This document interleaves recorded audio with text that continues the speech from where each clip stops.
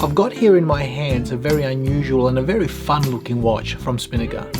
This has been sent out to the channel for us to have a look at and review, and I'll tell you what, it's pretty cool. It's pretty cool. It's got an unusual case shape. It wears well. It's an automatic Miyota, and I really wanted to get it on the channel just to show you guys, because those indices, they seem to be floating and casting a shadow on that dial, and the handset, it just runs underneath that. So quite quirky, very unusual. I've never seen that before, and I wanted to show you guys, and I wanted to have a look at it for myself. So let's run the intro, guys, and let's check out this brand new watch from Spinnaker.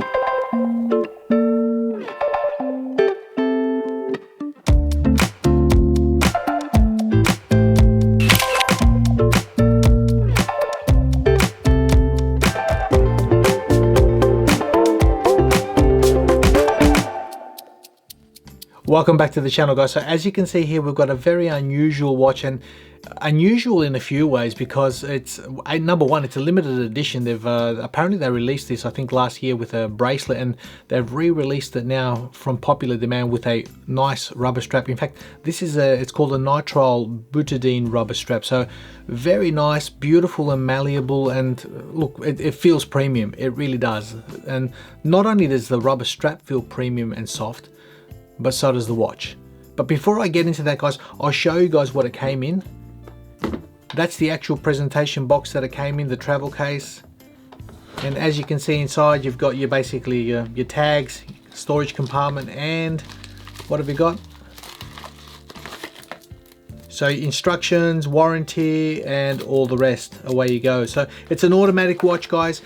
It's a very unusual watch, and like I said in the intro, I wanted to get it on the channel because of those indices and because of the unusual shape, the unusual quirky shape, which I like this sort of styling.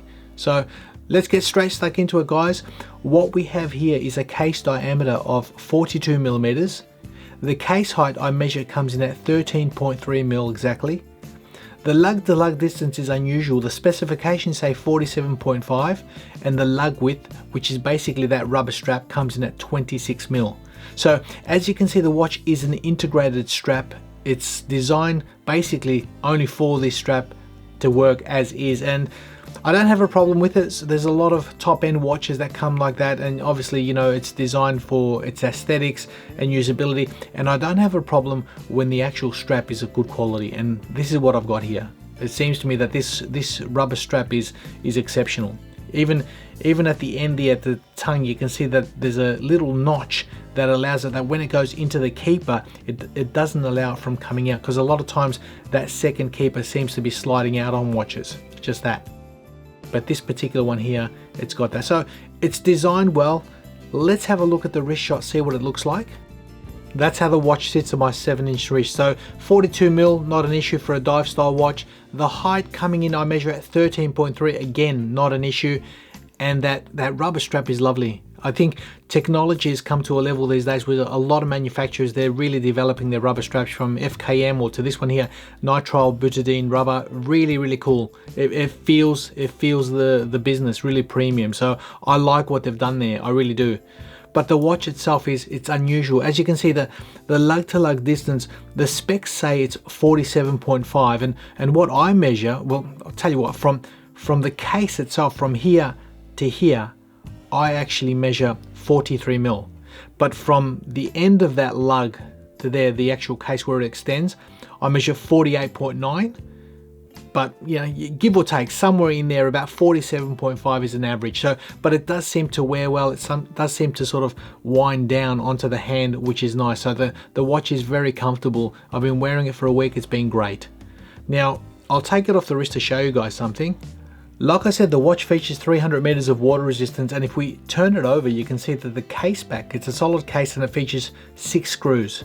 So it's basically held down from pressure with those 6 screws. So that's what allows it to gain that water resistance as well as a nice profile. So like I said at the beginning, the watch features a Miyota 9015 automatic movement, hacking, hand winding, obviously with a date at the 3. So let's unscrew the crown, and if you can see, the crown is it's quite nice actually. It's a 6.3 millimeter crown, signed, very easy to grab. It's almost at the 4 o'clock. It's between the 3 and 4 o'clock, as you can see just there. We'll pull it out twice. We can hack the movement. As you can see, the seconds hand has stopped. We can adjust the time as we see fit. There you go. And lock that in, start the movement again. A single click allows us to change the date. Second, third, fourth, away you go. Lock that in. The hand winding experience, nice, smooth from the Miyota 9015. And the latch down experience, first time, buttery smooth, beautiful, 300 meters of water resistance. So mechanically, or what I'm seeing here, the fit and finish, it's really well done. It's really well executed. I don't have a problem with that. No, I've not had a problem with the functionality of this watch all week. Now, if we look at the bezel on the watch, it's a 120 click unidirectional bezel. It's got all its markings in white. It's stainless steel with PVD coating of sorts. It looks like PVD, and there's a lume pip at the top. But what surprised me about this, well, I shouldn't say surprised me, because I just reviewed a Spinnaker several months back, and that bezel was exceptional. That bezel was fantastic, the action, and I made mention that that's how bezels should be made, and this is exactly the same. Check this out. That's fantastic. The sound, the crispness, the accuracy, absolutely brilliant. There's hardly any back play, and it feels $1 million. It lines up, spot on. Brilliant, absolutely brilliant. I think many major brands can take lessons from bezels like this from a micro brand. This is really cool. This is really impressive.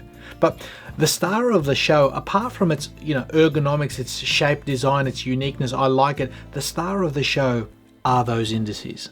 You can see the indices on this particular watch, they cast a shadow. They seem to be floating, just underneath that glass, and it looks great. It does. If you look at the minutes hand there at the 9 o'clock, it's actually traveling underneath that hand. So actually, I'll unscrew this to show you guys. Let's hack it. And as you can see, the hand travels underneath those indices, which is really cool. It's different. It's different, guys. And initially, it took a little bit of, a few sort of days to get used to this. And after looking at it, obviously the time reading is easy because it still registers the same thing. The only difference is that it's underneath the marker instead of on top. So not bad. Not bad at all. I don't mind that. I don't mind that at all. But let's get back into the watch. The lume that the watch comes with is Swiss Superluminova on the hands and indices, and I'll give you guys a lume shot. As you can see, nice, even, beautifully illuminated all the way around. Even that pip, no issues whatsoever.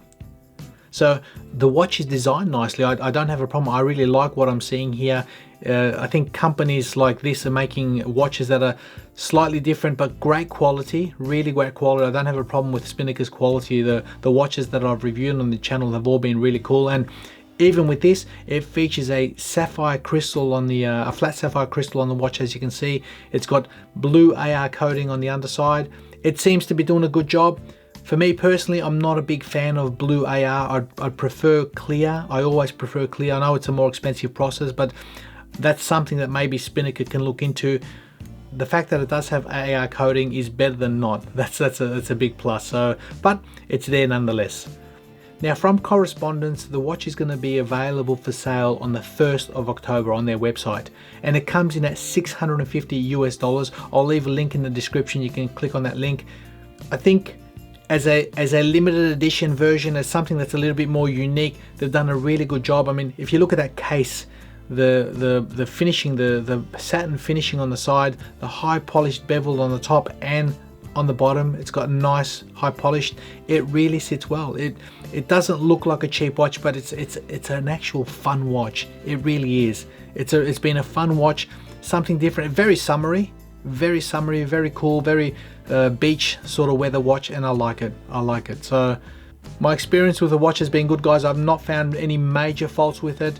There's not really much bad stuff to talk about this watch. Ideally, possibly some would complain about an integrated strap or bracelet version like this. Well, you know what? It's designed that way. Hopefully this goes the distance. The watch seems to be designed to really go the distance. So hopefully that can keep up with the rest of the watch. And apart from that, there's really, maybe you can be nitty gritty and say, okay, look, this could have been at the 4 o'clock or at the 3, either way.